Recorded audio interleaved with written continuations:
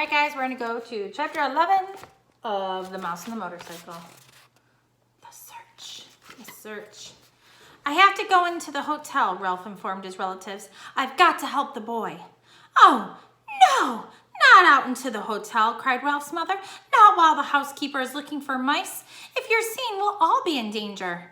I'll be back before dawn, said Ralph staunchly. I must go. Don't try to stop me.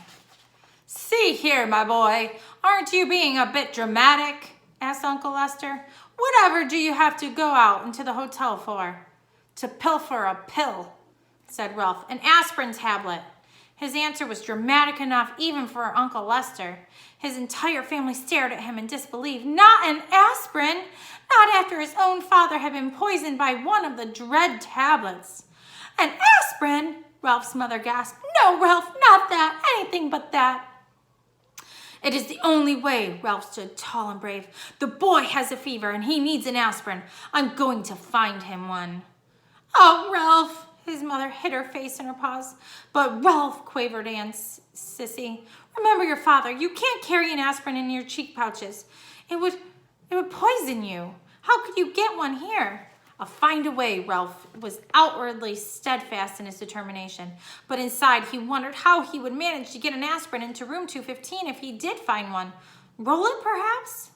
Ralph, stay here, pleaded his mother. You're too young. Let your Uncle Lester go. Oh, sorry, I forgot the picture.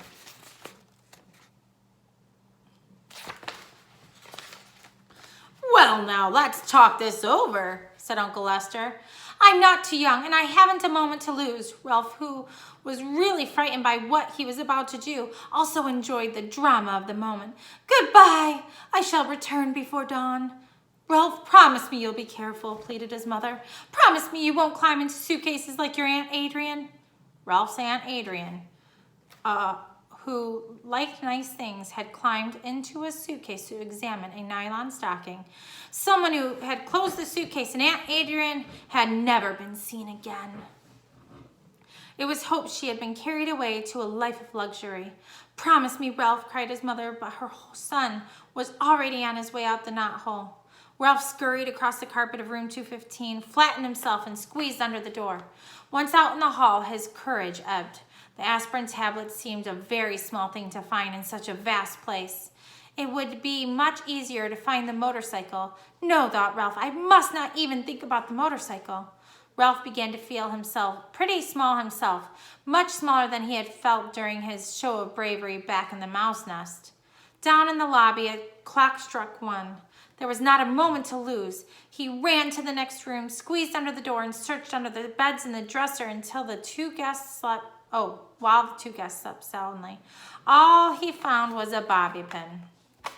He skipped room 211 because his enemy, the little terrier, was still there, and ran on to room 209. A hurried search, frightening because of the loud and uneven snores that came from one of the beds, revealed nothing but a few pretzel crumbs, which Ralph did not have time to eat. On and on ran Ralph, down the hall, under the doors, and around under beds and dressers. There was not a single aspirin tablet to be found. In one of the rooms, he did see a penny that had rolled under a luggage rack and remembered his mother's wish to leave a tip for room service. But tonight, he had no time for pennies. He must press on and find an aspirin. A small doubt began to creep into Ralph's thoughts as he ran down the hall to the last room on the second floor. Maybe there was no aspirin. Maybe he was risking his life and the lives of his family for nothing. But Ralph pushed the thought aside. He would not let himself become discouraged. If there was no aspirin on the second floor, there had to be one someplace on the ground floor. Tonight, he was willing to brave the stairs to find it. He flattened himself and squeezed under the last door on the second floor.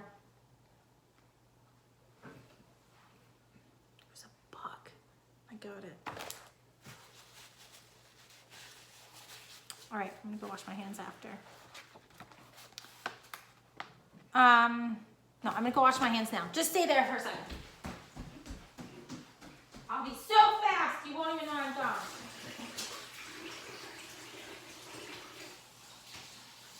It's like one of those little gnatty flies. I'm back. Where was I? the ground floor. Tonight he was willing to brave the stairs to find it. He flattened himself and squeezed under the last door on the second floor. There was nothing under either of the beds but the things Keith called dust mice. There was no sound but the rattle of the windows in the wind. Ralph started across the carpet toward the dresser when suddenly a light from the bedside table blinded him. He stopped, rooted to the carpet by fear, even though it was not likely that anyone was going to cut off his tail with a carving knife. He heard someone slip out of bed and utter a sound halfway between a squeal and a scream. Oh no. Before Ralph knew what was happening, an ordinary drinking glass had been clapped down over him, and there he stood in a glass trap.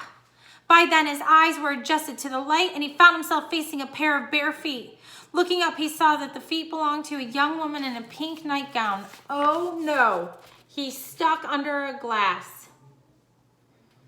How is he going to get an aspirin for Keith now? Mary Lou, wake up, she whispered to the young woman in the other bed.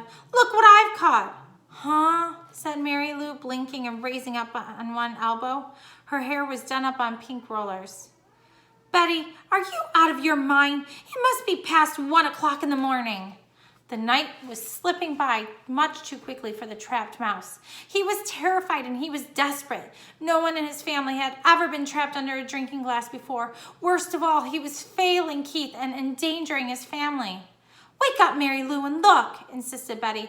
I was getting up to stop the rattle in the window and caught a mouse. This news roused Mary Lou from bed, and the two young women knelt on the carpet to look at Ralph, who promptly turned his back. He did not care to be stared at in his misery, but it was no use. The woman moved around to the other side of the glass. Isn't he darling, said Betty. Just look at his cunning little paws. Mary Lou leaned closer for a better look. And his little ears, aren't they sweet? Betty was delighted. It was disgusting. It was bad enough to be trapped and stared at, but to have, my pages are stuck. This pair carrying on in a gushy fashion was almost more than Ralph could stomach. Cunning little paws indeed. There were strong paws, paws for grasping the hand grips of motorcycle. Oh, Betty, do you suppose we could take him back to Wichita with us? Asked Mary Lou. My third grade would love him. So would my kindergarten, agreed Betty. We could keep him in a cage on the ledge and all the children could bring him food from home. It would be such a good experience for them to have a pet in the classroom. Well, thought Ralph grimly, I always wanted to travel. A cage in a kindergarten in Wichita, however, was not exactly the destination he had in mind. The minutes were slipping by dangerously fast. He had to do something. Look, he shouted from the glass in desperation. Let me go. Please let me go. There's something terribly important I've got to do. He squeaked, marveled Betty. He's adorable, squealed Mary Lou. It was no use. Young woman could not speak his language.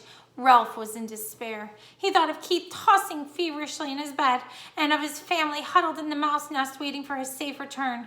But I don't see how we could take him back to Wichita, said Betty sensibly. We're driving to San Francisco and then to Disneyland before we start back. How could we carry him thousands of miles?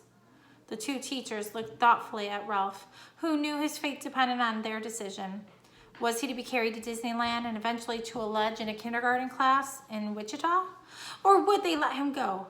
A third possibility crossed Ralph's mind. Perhaps they will leave him under the glass for the housekeeper to see.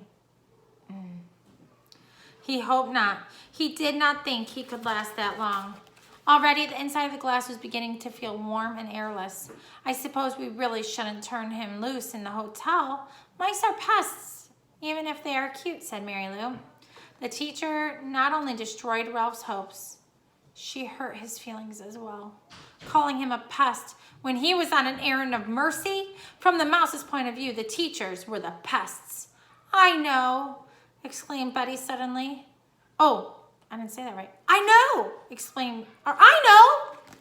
That's better. Took me 3 times. I know, I know, I know, I know, exclaimed Betty suddenly, causing Ralph to look over his shoulder for a clue to get what it was she knew. I know how we can get rid of him without hurting him. The young teacher reached over to the bedside table where she picked up a picture postcard. She slid it carefully under the glass and under Ralph's feet so that he was now standing on a postcard. He noticed the picture was of a giant redwood tree, the same postcard all the travelers brought when they came to California. They bought when they came to California. Now what are we going to do? Asked Mary Lou. Watch. Betty carefully lifted the postcard, Ralph in the glass, and walked across the room. Even though he knew it was useless, Ralph scrabbled around in his tiny prison. He was afraid she was taking him toward the wash basin. He had heard of mice being drowned by people who did not like traps. The teacher walked not to the wash basin, but to the open window. She held Ralph across the sill, removed the postcard from the glass, and gave it a little jerk that shook Ralph off into the vines and grew up the side of the building. The vines that grew up the side of the building. There, she said, and closed the window, leaving Ralph clinging to a vine above the ground. What? All right, chapter 12 is next.